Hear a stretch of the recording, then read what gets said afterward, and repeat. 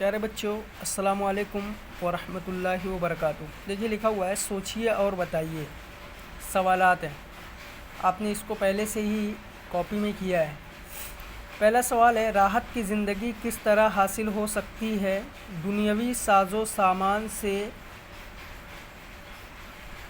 یا سادگی سے؟ راحت کی زندگی کس طرح حاصل ہو سکتی ہے؟ دنیاوی ساز و سامان سے یا سادگی سے؟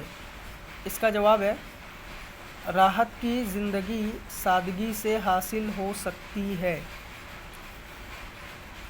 راحت کی زندگی سادگی سے حاصل ہو سکتی ہے۔ سوال نمبر 2 ہے، با والا کیا شکر ہو الہی سے شاعر کی کیا مراد ہے؟ کیا شکر ہو الہی سے شاعر کی کیا مراد ہے؟ اس کا جواب ہے